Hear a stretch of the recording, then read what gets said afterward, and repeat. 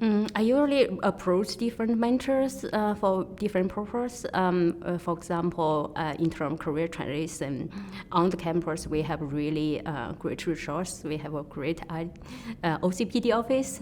I can proudly say the OCPD office at UCSF is one of the best in the nation. Yeah, they have a great career council, and I discuss with them frequently as well.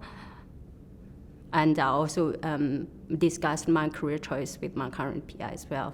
The tip I would give first, understand your needs. When you feel what continually you can learn in the same environment, and understand what's the best for your career. That would be the first tip. I think that sometimes may or may not align with mentors' priority running the lab. I think understand your own needs would be the first tip. The second, speak out. I know that's not always easy, and always also not in every culture people can really speak out what they really want. The third is fighting for it. Interviewing often happens simultaneously when you have an existing job, and that's not talked about much. How do you balance an existing workload as well as, so you have to think about the present but also in the future, so you're living at two worlds at the same time. But the workload for each is significant, both your current job as well as prepping for what all the interviews might be. And if you're likely interviewing, you've applied for more than one job. And so you might be, if you're in a privileged position, juggling also multiple interview timelines at the same time. I have been able to, primarily all of my mentors from different aspects, actually even from undergrad onwards, I keep in touch with, and I guess now since the onset of the pandemic, Zoom has been great because they were able to jump on a Zoom call even briefly and get their advice of what it's been like. Campus resources, so at Purdue, the Career Center has been really great. So having done all my training in Europe, I had Europe that you don't do the same job application materials like you would in North America. And so there was a steep learning curve as to what a research statement and what a teaching statement or a DI statement look like, or even applying for industry jobs. In my experience, the cover letter looked very different in different continents. And it was great because the career service offered a preview where you could send them over and a person would give you really good feedback about what really you could work on. And then through friends who hadn't followed the same career trajectory as me, so weren't in academia, but had suggested to me connecting again through LinkedIn to people who I'd never met and setting up informational interviews. And actually I used the industry kind of language of informational interviews even when I was applying for academic positions, just to get a feel about what the culture was in that particular department, what kind of the objectives were in terms of because also what I've learned is when applying for jobs is the team makes a big difference to your day-to-day, and so getting to know that wider sense of what that is has been really effective as well.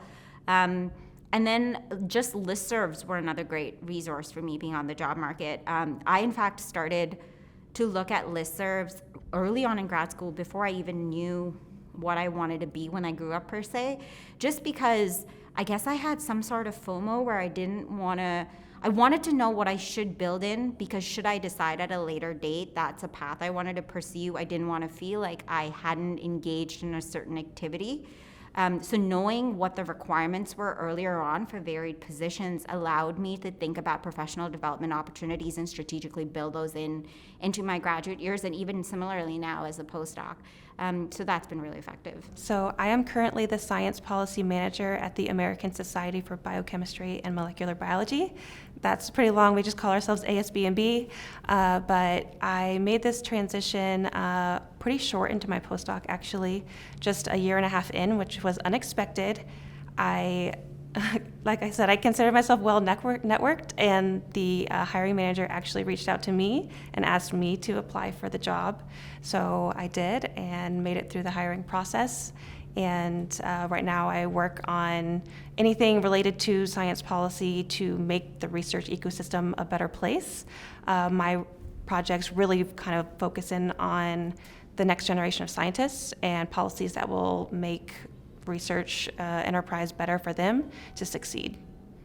When I closed out my projects from my postdoc, I did take a little bit of extended time.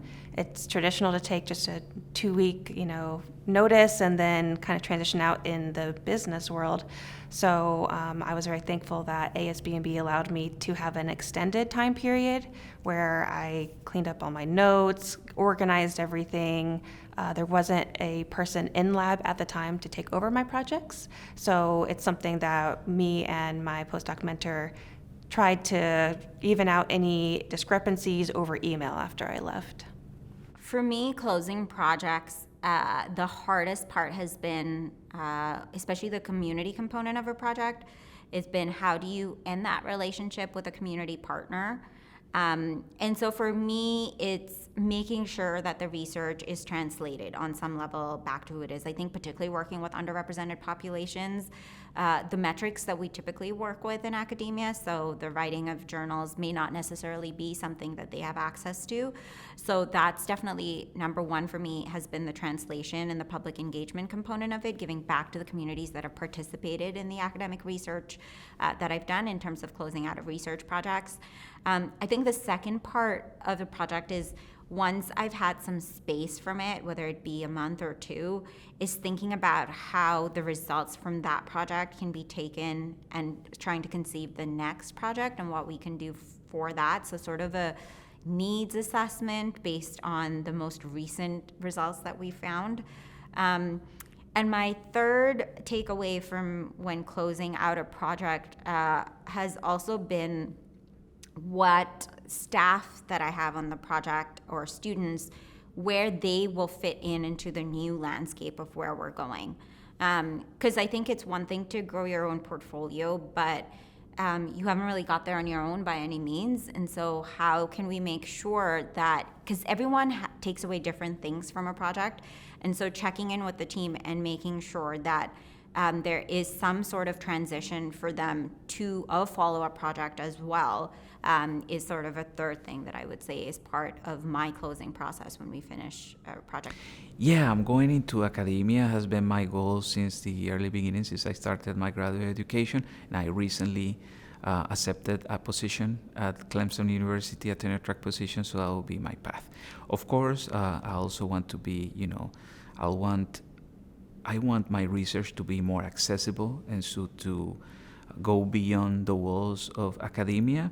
So yeah, I find other ways to do that through documentary, for instance, through digital media as well. So that's where my work is going as well. So maybe engaging in conversation with areas such as the public humanities, the digital humanities, and working with communities so that knowledge circulates more broadly, and also that the knowledge from social actors and peoples and communities who I work with and collaborate with are also circulate, right? And in that way we create a more common space for sharing knowledge.